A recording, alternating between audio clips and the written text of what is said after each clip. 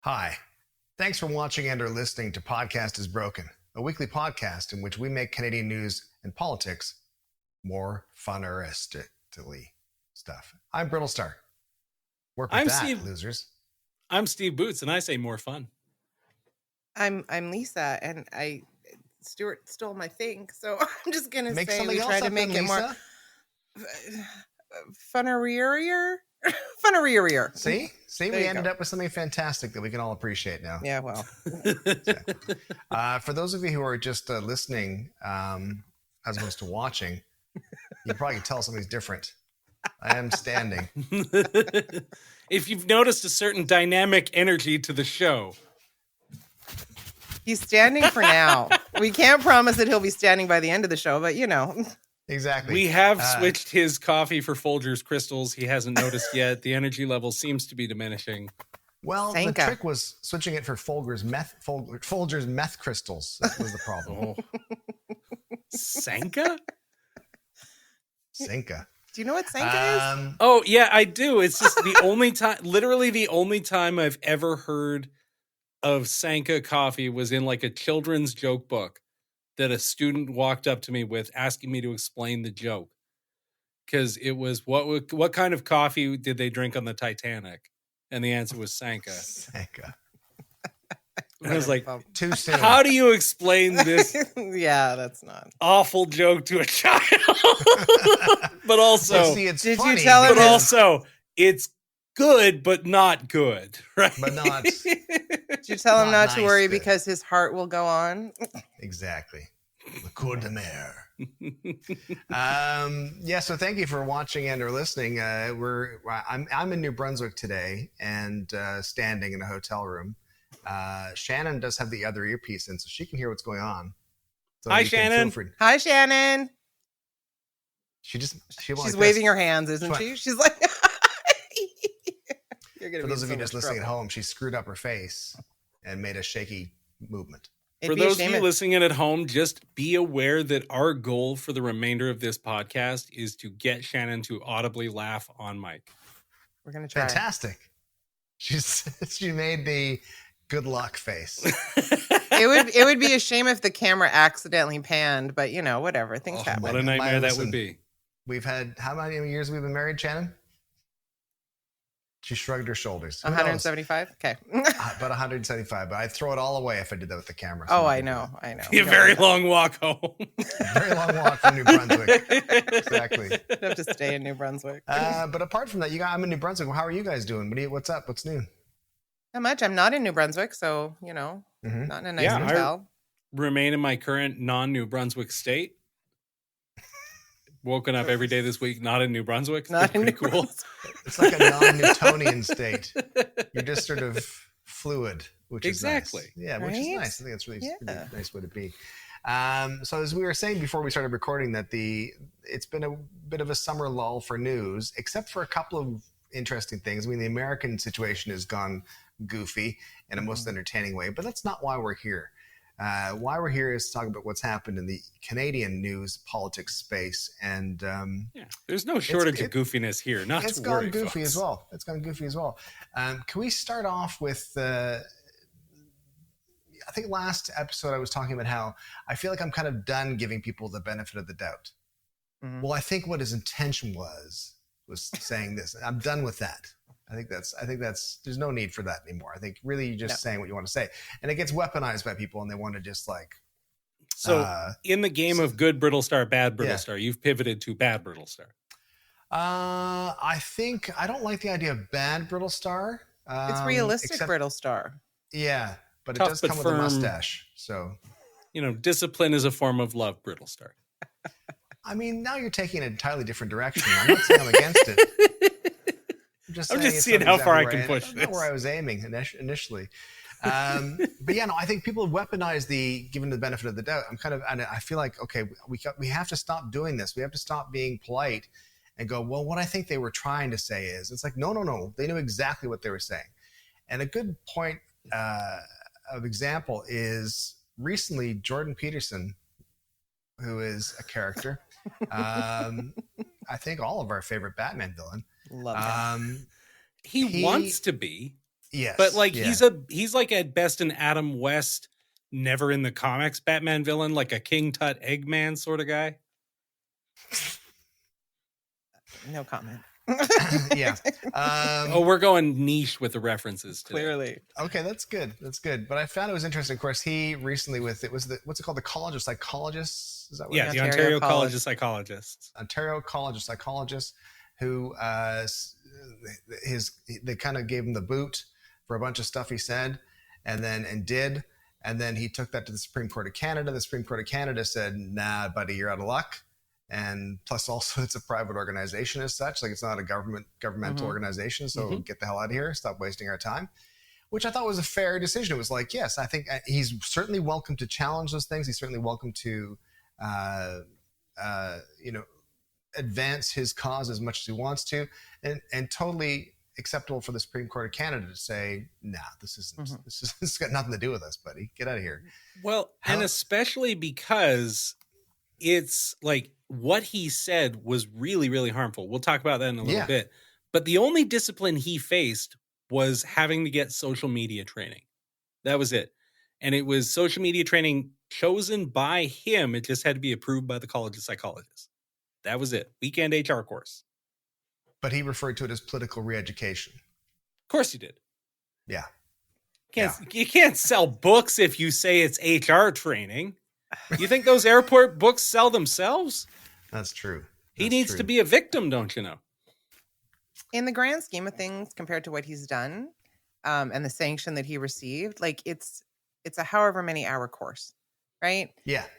It's the outrage, right? It's the woe is me. They're trying to stifle my freedom to speech and all that other kind of stuff. When the reality is that you are held to certain things under your license.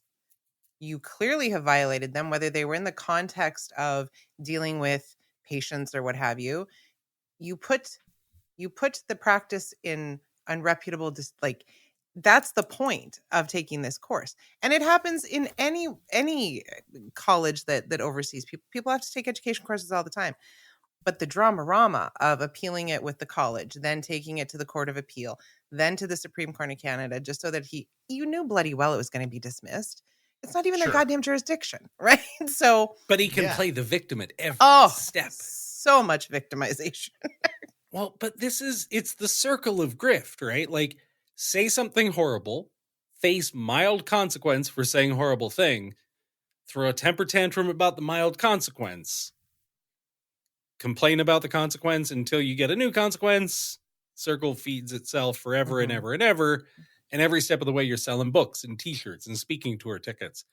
You know, like the fact that he has national columns to complain about how he's being silenced tells you everything you need to know. It's a scam. It's possibly even a scamola. Yeah. Wow. I was going to call this it a scammer. goes deep, man. I tell you. It's a scammeroo because oh my God. He's a business. Jordan Peterson is a business, right? Yeah. And so anything to bring attention to that business, he's going to take his opportunity. It's absurd. I'm interested to see, because he said that he's going to take this course. Apparently it's whoever's been assigned is, he indicates that it's a female, which makes me so happy. Can you imagine having to teach that course to Jordan Peterson?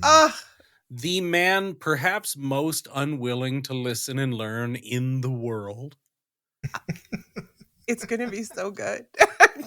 But if he fails... Like, you can just see him sitting in the back of the class like, so what you're telling me is... With his eyes closed and his, like, pontificating. Wearing his, like, 8 colors suit. Like, so I can't tell that person.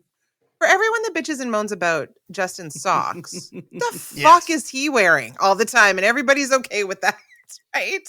I know. Anyway. I feel like that's with that part of his brand is one that I think is like so easy to make fun of, and I don't make fun of it because I'm thinking I don't care. That's the least concerning aspect of him. Let's focus on the fact that he always looks vaguely damp instead. But if he wants to be a snappy dresser, like, okay, have at her. But you can't like accept that in its entirety and then bitch about socks on the other side. Anyway, go ahead. Yeah. Sorry, that was just a tangent. No. So my question is, why has he been so impactful? Like, why has he? Because I know that certainly for young men, he's been incredibly impactful. I don't understand how they are unable to see him as a whole and go, yeah, I don't think he's my guy. I don't get it. So there's a whole bunch of weird layers to that. One of them is that he compartmentalizes a lot of his work. So like Right. if you were to just watch Jordan Peterson in ordinary context, you wouldn't know that he also brands himself as a religious scholar and gives lots of presentations on the Bible and stuff, right? He tries to frame himself as a psychology expert. He tries to frame himself as some sort of cultural expert, right? Mhm. Like, and he tries to wear different hats and he keeps them in sort of different segments. Like, I genuinely think there's a lot of people buying the airport books who don't realize that that's the same bonehead wearing the Riddler suits and complaining about trans people. Right? Like, I genuinely think there are people who don't connect those dots. Right? And so I think that's a big part of it, is people don't realize just who they're dealing with. I find it funny because like Stuart's saying, like the bros that he seems to, get into his grasp. I mean, he stokes their fire, right? Like he talks about all the things like, the subservience of women, basically. Women shouldn't be doing this, men are this, which is ironic because he's not the most broly guy, right? No. Like when you're looking at him, he's not like... What, you mean he doesn't look like he plays football?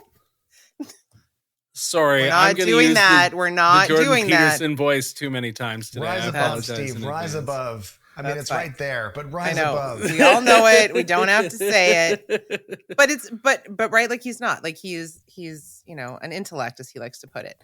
But he's getting the bros because he's talking about them trans people, like that kind of stuff. Like he's some sort of arbiter of masculinity. Right? Yeah.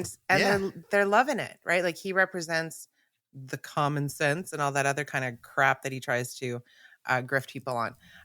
But I think that's why, because he certainly doesn't, I don't like using this term, he doesn't dumb it down, right? I mean, because anytime you give him a microphone, he is going to pontificate till the cows come home. Sure. So he's not reaching them on that level. It's just the key words, right? And the key issues. And they're like, what? Yeah, this smart guy says it's bad. So like, you know what I mean? Like he's stoking their fire, I think.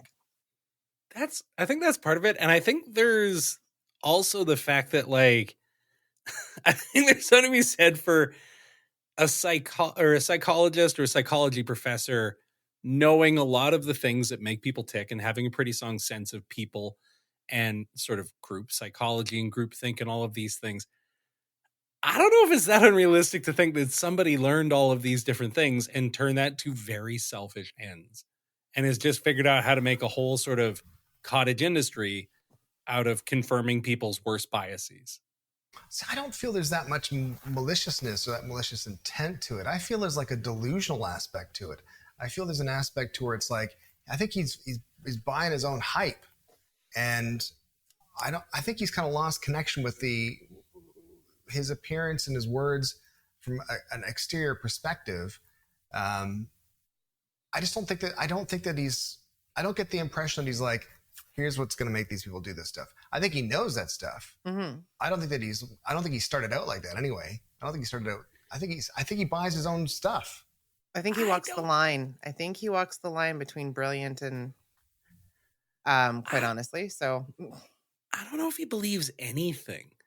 Like, have you ever seen a video of somebody directly challenging him with like evidence that he's factually wrong? Because it pops up every now and then. Oh, Jeff Rees is fantastic in his clip. But and he just backs down immediately. He's just like, "Oh, you might be right," and carries on with his day. It's too fun. I apologize for nothing. No, that's fine. So like with his podcast, like shortly after when we're talking about the bros, shortly after that whole Matt Rife controversy, right? And the backlash and Jordan The had other, him on a show. another comedian. Yeah. Yeah. Jordan had him on a show to talk about, cancel culture and all that other kind of stuff. And so, like, he knows what he's doing. He's a good manipulator and he knows his audience. So yeah. So, I mean, that's the danger. And I mean, he's the fact that he has to pay costs, right? Because he's upset about that. Oh, well. That's such an extra little shot. I love it. Right? Anyway. The thing is, though, he's selling white male victimhood more than anything else. And you can see it with all the different people that he trots out, like Matt Rife, where it's like, oh, I see you've gotten canceled because of the woke mob. It's like, no, it's because your stand-up special wasn't funny and said a lot of awful things. Yeah. But we're going to make you the victim here. Right. And he does that every time. Like, he literally, started tweeting about Elliot Page and misgendering him and talking about like mutilation and all sorts of awful things. Like, that's awful, hateful stuff. Someone talked about climate change and talked about overpopulation, and Peterson's response was, you're free to leave at any point. Like, he's saying that as somebody representing himself as a psychologist. Yeah. Yeah. And somehow he wants to come out of this as the victim. And that's what's bonkers to me, because it really is just selling white male victimhood. It's saying me having to follow rules means I'm the real victim here. Well, I mean, to further along that path of distressfulness. Sorry, that was such a bummer thing to say. No, but it was. I really sucked the air out of the room there.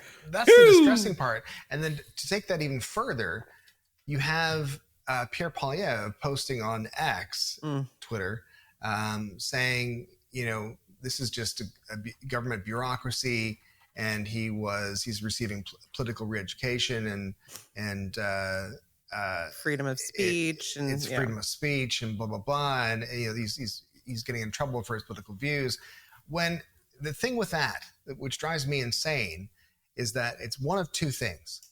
One, Mr. Poilievre is a complete moron and doesn't know the difference. Which, are we playing the classic game of is he an idiot or is he lying? Yeah, exactly. Is he a moron? In which case, we're all morons at some point. That's okay. You can be corrected on things. That's fine. Or two, is he out and out misleading people and lying to them for his own benefit? And of course, I mean, I know what I think the answer is. But how is that? Well, first of all, why? I mean, I know he's been kind of called on it a little bit, but it drives me insane. I read that kind of stuff and I think to myself, why is no one in mainstream media saying, hang on, I don't care about the apples, I don't care about all this kind of stuff, tell me which side of this issue you're on. I want to know, what's your deal here? Why isn't that happening? I want to say that I have a theory, but I know you're going to make fun of me. I gotta get a drink. Yep. Go ahead.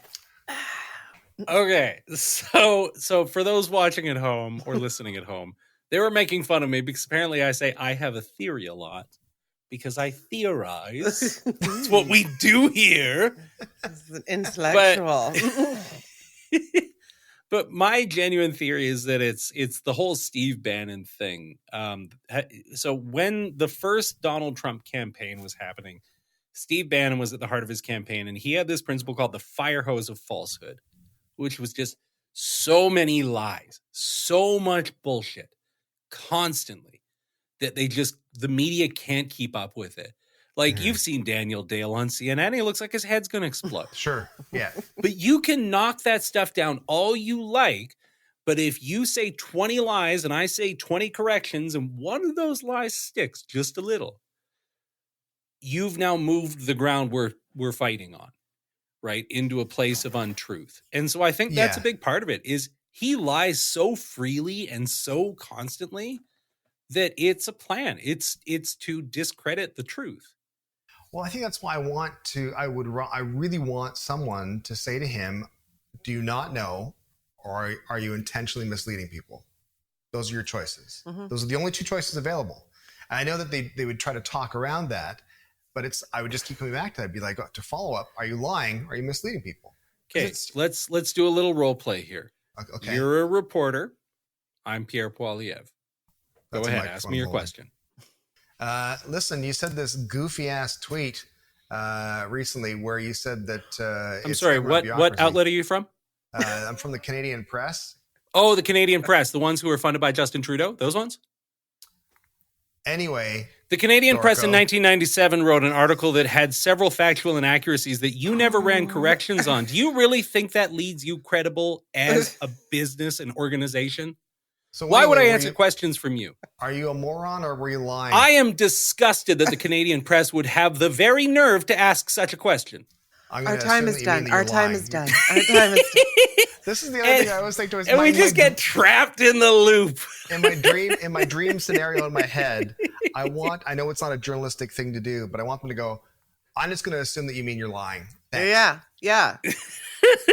I'm going to put you down as a no. Like, I don't know I don't know the etiquette when it comes to all that kind of stuff, but like, I feel like us, like the, content creators that we are, would just ask the question and just push the question, right? Like I don't have a paycheck coming, right? So I can say what I want. Yeah. But part people of the root don't. of that's access journalism, though, right? Well, sure. You'll never get that Poilievre interview if you're the one holding his feet to the fire. Yeah. Well, absolutely. You could just rent a plane and find out where he's vacationing and just drop on in, because that's weird. They don't do that to Poilievre. Yeah. Very strange. Very, very strange. But then to make matters worse, the head of comms for the Conservative Party of Canada, Sarah Fisher, also put out a tweet supporting Jordan Peterson as well. Mm-hmm. And I thought, why? Well, there's a whole bunch of things, but why are they getting into this fight? First of all, because it's a they're pointing at nothing basically, and saying it's the problem of the government. It's got nothing to do. They know that. Again, it goes back to you're an idiot or you're misleading people, and then also it goes back to the hashtag MGTOW. It goes back to that. It's like, are we just going after that tiny fraction of the population? Is that what we're doing? Is that what you're after? Is that what they're doing? It was an ominous tweet, right? It's like, yes, it's just getting started and just you wait kind of thing. What? What's going to happen? Yeah. Do you have? They rely on making people scared. But part of it is this sort of 80-20 sort of mindset that I think that they take, which is, I think 80% of people see this Jordan Peterson thing, breeze right by it, right? Yeah. I think there's a lot of folks, like if I were to ask my parents who are not super politically interested, what do you think of the Jordan Peterson thing? They're going to go, huh? Yeah, absolutely. Yeah. Right? Yeah. Absolutely. And so what I think is going to happen is the vast majority of people breeze right past it, and it's just another story of Pierre Poilievre being whatever.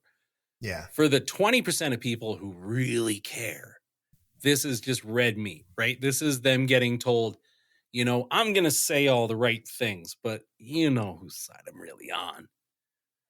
Right? Yeah. But when he's using the terms, I don't think he pays a price. Well, he needs to pay a price.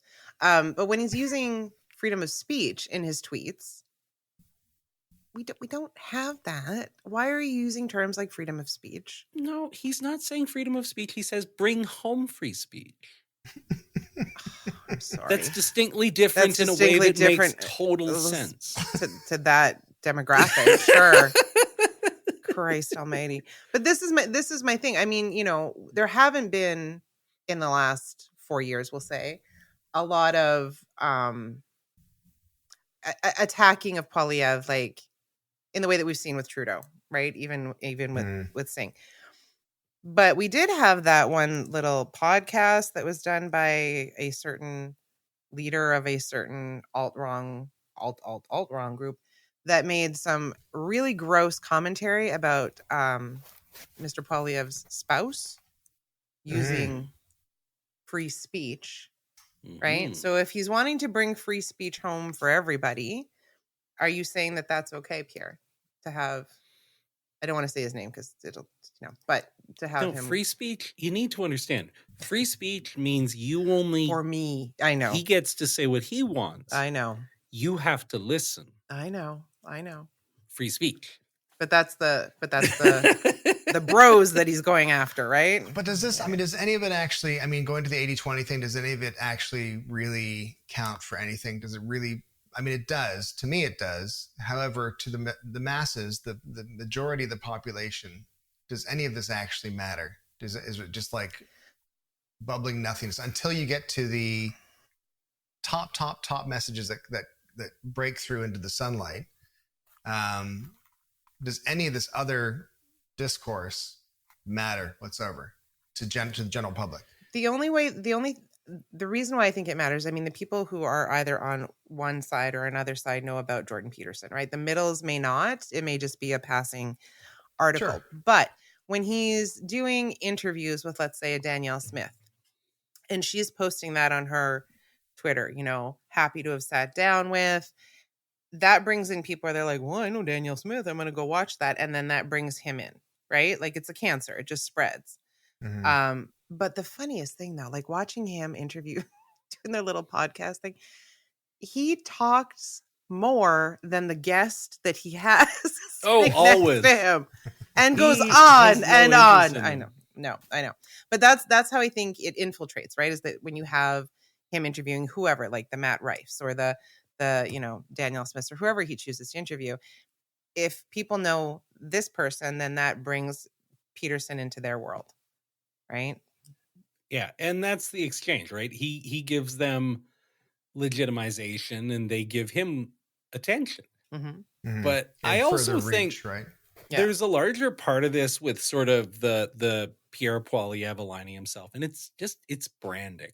Mm-hmm. Mm-hmm. Well, he's not building any specific message with this sort of stuff. He's building a brand, right? He's aligning himself with figures who are like, I'm not going to sit here and call Jordan Peterson an alt-right figure. I don't think that quite describes him. Mm-hmm. He's like alt-right adjacent. He's like medium alt. I don't know. Yeah. But like, he's not one of the true extremists. He's No. gives plausible deniability. And so by aligning themselves with him, the conservatives are sending a pretty clear message of who their ideas are going to cater to, who's welcome in their party and who's not. Right. And I think that's really what it's about, is saying it's giving an ideological branding. It's giving, a PR branding, and it's part of a larger accumulation. Like, it's the same reason why, like, nobody's buying anything based off of a sign they see on the boards at a hockey game. It's just part of making people think about it regularly and It's keeping top it of in mind. people's mind. Yeah. Yeah. Yeah. Yeah. It's just, it's profile fuel. Yeah. They're The just pushing names controversy up front. factory continues. Yeah. Yeah. Well, free Yeah. speech is one thing, but hate speech is quite another. No free speech, but no consequences. Always. I get to say what I want. Right. Don't make me take training, even though that's part of my... The threat that I always come back to people with is they're like, he should have free speech. It's like, okay, I'm a teacher. I'm regulated by a professional college. Do you think I should be able to say whatever I want free from consequence? Sure. This is like, okay, Yeah. we're gonna let's say just some open stuff. things up. Yeah, we're gonna say some Doors stuff. open. Free speech. So You're about to find out how much I tone it back. right. I think at the end of the day, he got off easy, really, because he is Jordan Peterson. Sure. Boy, did he. We've had some, doctors in the last 4 years that have been, lost their designations through their colleges, but now he'll be fine. He'll be fine because the business, of course he will. the business goes on. He's got his new academy opening up. He's going to teach people. Apparently there's like 12,000 students that have already signed up, but you have to actually pre-register in order to see all the stuff with his academy. I went and looked at the website. Did you pre-register? No, fuck that. You can get my email. Auditing some courses. Get out of my head. No, that's why you get a Proton Mail account, man. You just like sign up for Joey Shabadoo and clog up the registration system. Shabadoo-badoo. Yep. No. So he'll be fine. He can pay those court costs. No worries. Yeah, no, his brand You'd will be love to totally see fine. it. Love to. And it really is the, there's any publicity is good publicity. I think that's exactly it. It's pushing a profile and gets his name, and the people are not even paying attention to why the names and the headlines. It's just. I just don't think that politicians should be supporting. He may fancy himself, but he's not a philanthropist. You know what I mean? He's not a political prisoner. No. So I don't think politicians need to actually give any input into just a guy who has a podcast. Yeah, and again, Unless it's I mean, us. I think, Yeah, exactly. unless it's us. In that case, In which obviously. case, then yes. But I think it's just, having like Poilievre be so supportive and Sarah Fisher be so supportive, it's like, I feel like that's something that could be easily turned against them at some point. Mm-hmm. And it just seems like bad strategy to me, I think. Well, anyway. I think Sarah's going to have to review how much makeup she's wearing when she goes to work, because she doesn't want to, obviously, if you know the things that Jordan has said about makeup at work. Oh, right. Yes, you lost me for a second. We were both right? like, sorry, I'm not like, because I don't want to repeat it word for word, but like, I mean, he talks about like clearly she's asking for something if she's wearing makeup to work. Oh, right. God. Yeah. So, all that kind of nonsense. Yeah, exactly. Yeah. It's they're just going to jump from grievance to grievance and complain and make sure that we always know that they're the real victims in all these situations. Speaking of Ooh. grievances, complaints, concerns. Are we airing grievances? No. Just everyone just relax, Steve. Relax. Is it the UCP that did the little study and had a list of top concerns? The UCP. Yeah, the UCP I don't know how they got this information, like divining rod cast. Well, let's just think. This is a good thing to do. It's it's tumultuous time politically. It's a trying time economically, and there's lots of world strife. What are the top concerns of the members of the UCP? Because there's lots of things. There's housing. There's feeding your family. There's job security. There's so many important things. Okay, so for a small amount of context, should we start we should start at 10 and work our way up, I feel. Yeah, we'll do a top 10. Okay. We'll do a top 10 stuff. So for a small amount of context, this is the most repeated topics for UCP policy resolutions for their annual meeting. Do you want me to do a chair spin for the top 10 like David Letterman saw or something? Wee. Hang on, I'll just say the 10 and then you guys can say it. Hang on. I hope people watch this. Okay. All right. We're ready for number 10? Here we go. Number 10. 10. Oh, there it goes. College of Physicians and Surgeons in Alberta. They're coming after the doctors. They're coming after the doctors because they want to restrict what the doctors can do that don't fall in line with their ivermectin and hydroxychloroquine. Are we doing the swing by for all 10 here? Yeah, I'll do it. Here comes number 9. Ready? Okay. Give her. Okay. Number 9. Child support. Because all the big rig drivers that spend $160,000 on their trucks can't afford child support. Real finger on the pulse stuff. Wanting to get out of child support. Yep. Number 8. Media Protection Act. Because people like the Western Standard and True North should be allowed to ask questions to all politicians. I'm just making these up as what I think is happening in Alberta. This but is yeah, a really good dynamic. Basically, it's a bunch of protections for the media from accountability. Yeah. No, I think it's good because I can count backwards. Steve has the actual information, and Lisa can do and I live here. Yeah, exactly. Yeah, it's all good. Okay, next. Here we go. Ready? Yep. 7. Electricity production. We don't want none of that solar and wind. So they still have like lots of rolling blackouts and stuff right now, but also, did you know that under the moratorium they canceled 53 wind projects that would have generated 8,000 megawatts per day? That would have completely powered every house in Alberta. Yes, I live here. I know this. It's insane. Anyways, Carrie, on to the next one. Child and Family Services. It's a fucking dumpster fire.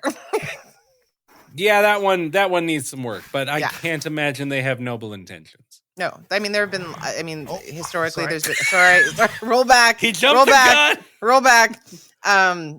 Historically, under this UCP, there's been a lot of child passings. And, they've changed ministers over the course, but supports aren't there. overworked for, any of the workers. Like it's a disaster. Anyhow. So that's a legit concern. It is a legit concern, but I don't trust that they're looking at it in a legit way. Anyhow, go ahead. Right. What are we at, number 5 now? Yep. 5.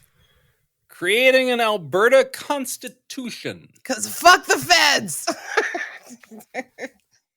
Like that. That really about sums it up. Yep. That's the whole story. Fuck the liberal feds. I think that's pretty much all I would say. Yep. 4. Parental rights. Because parents know everything and have a right to know everything and not make any decisions for their child who is an autonomous human being. Except about cell phones in schools. Those the schools calling the shots. Parental rights, but only when we think they're convenient. And only unless they're wanting gender affirming care for their child. Yeah, then no rights. Then no parental rights. Yeah, only parental rights that we want to give you. Yep. 3. School vouchers. Because we want to privatize every school in Alberta. Is that what So that is? Explain what this is. Okay, so a school voucher, the way that it works is every kid in the public school system in Alberta or anywhere would get a set block of funding from the provincial government.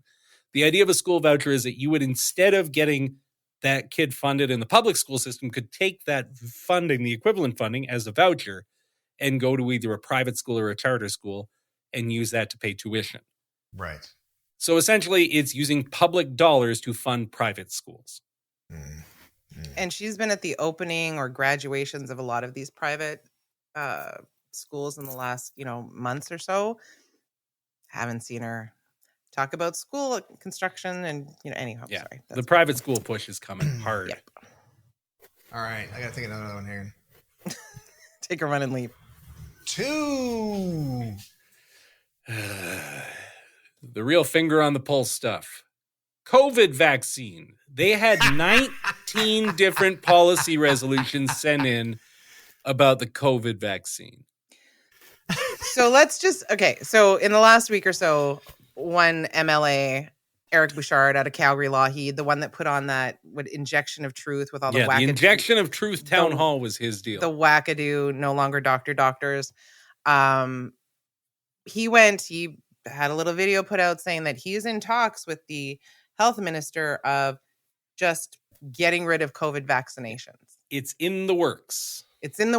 And I don't know that he said COVID specifically, but it was just like vaccinations. Like, we don't want vaccinations here. We like TB.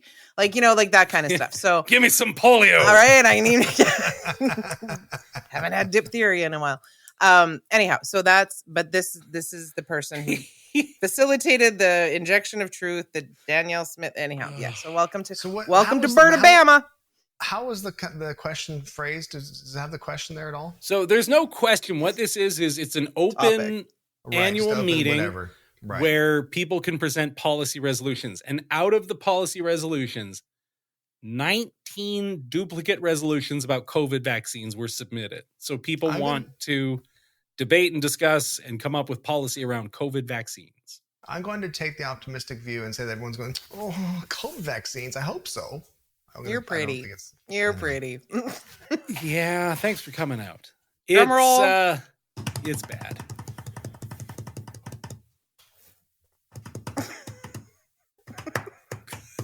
The people are waiting. 1. WEF/WHO with 26 policy resolutions. Well, first of all, I think Roger Daltrey and Pete Townsend are too old to be wrestling. So it solves that right there. We'll never get them. We can't afford them. Literally nothing about housing, affordability, healthcare.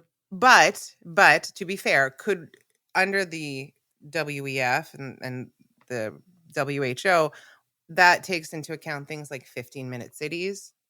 It takes into account, because I'm surprised that didn't make it on here, because in Alberta they're terrified of that, even though anyway, and healthcare and so maybe that's an all-encompassing, but considering the state of Alberta, Like, This why is are they insanity. so scared of their own shadows? These aren't real problems.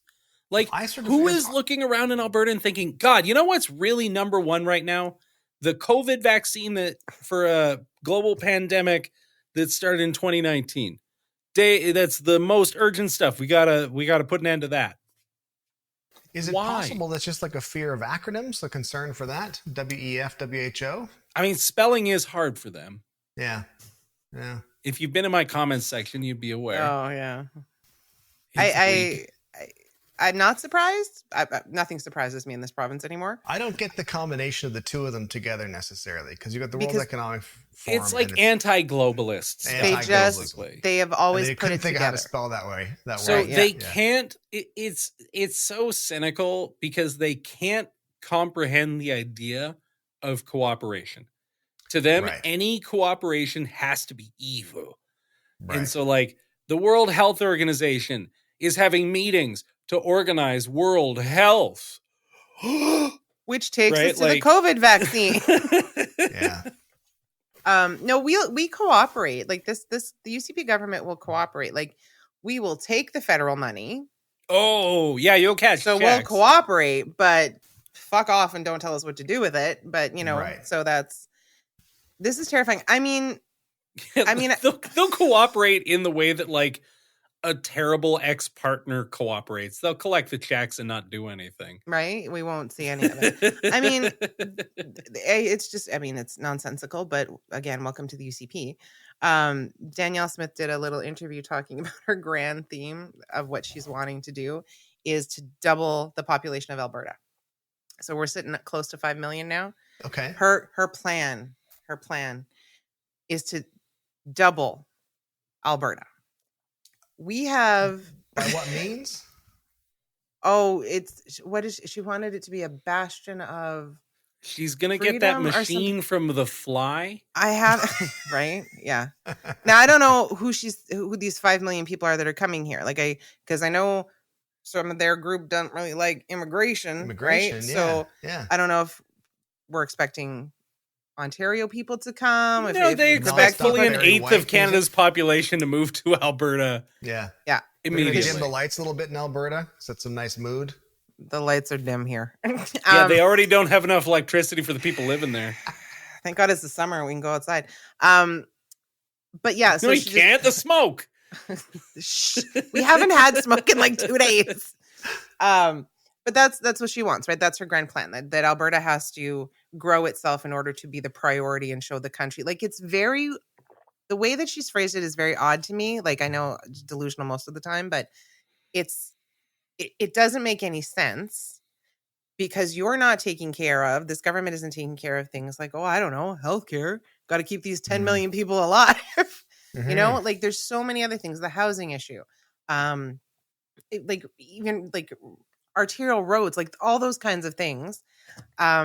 We can't house 10 million people. So I don't really know what wackadoo delulu world she's in right now, but that's her.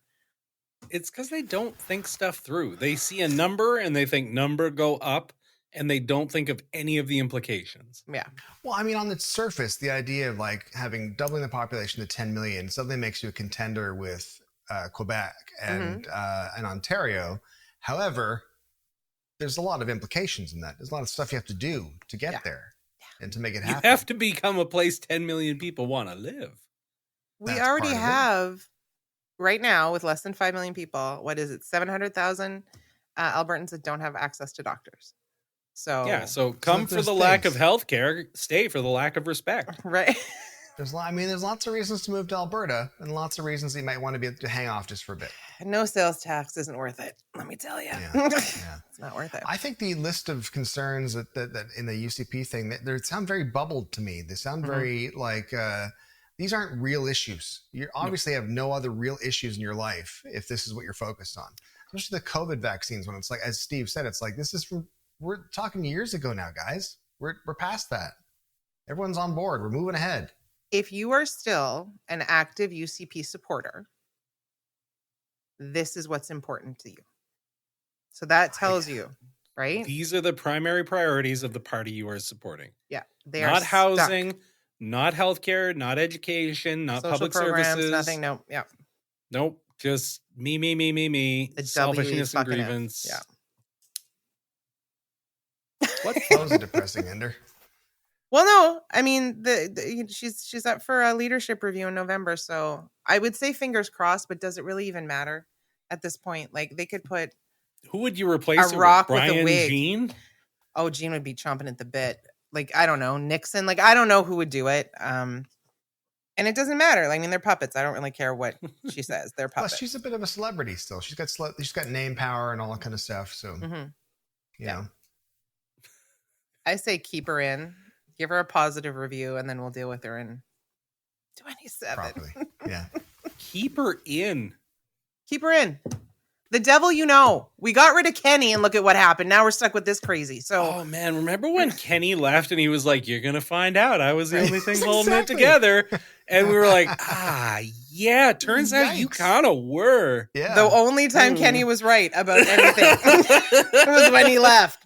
Fuck That her. Like, you're gonna regret this. Like, On the way yeah, out the we door, do. guys. I gotta let you know, things are crazy in there.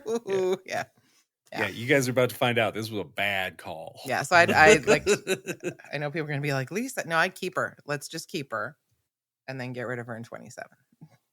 For the record, Alright. Lisa's email address is indeed. Come at me, bro. I've lived through it once before. All right. Well, that's pretty good. I think we should probably wind things down from there because I'm getting tired of standing. Think of all the calories you burned. I know. I could do this on a treadmill. There you go. Look There at you that. go. Now That's pretend hot. you're on an invisible Do ladder. it. You know that song? Hang on. The There you go. participation song? Anyway, whatever. So yeah, we'll finish off with our improvised theme song. I can do a soft shoe. Oh, there you Oh, go. a damn. If someone can Oh my take God. someone can take melody on this. I don't. Do Lisa, that. that seems like it's all you. Fuck off! I just do background. I have chains. The Oh chains my that God. hold me All right. down. Are you ready to do this? No, not even a little bit, but Okay, sure. I can try to sing at the same time. Give me a beat, Lisa. Okay. Give me a faster beat, Lisa. Oh. Podcast is broken. Podcast is broken. Podcast is broken. Podcast is broken. Podcast is broken. Podcast is broken. Podcast is broken. I'm gonna make him keep dancing longer because this is fun. Dance, boy, dance. Let's go. It's time for a drink. A little bit of a sweat there, sir. I have a theory. A fine glisten. I have a theory. All right. Thanks so much for watching and or listening. You can, of course, find us at podcastisbroken.ca where you can sign up with your email address and you'll get an email notification every time there's a new episode. You can also follow and subscribe on your favorite podcast platform. Is there anything else I need to add? No, well done. I'm out of No. breath. You good? Bravo. Maybe towel yourself off a little bit. I'm glistening. It's in the New Brunswick heat. It's the tomato juice coming through. that seeds are balmy coming New through. Brunswick air. Exactly. Anyway, thanks so much, you guys. We'll talk to you next week. See ya. Take care of yourselves, folks. Banana.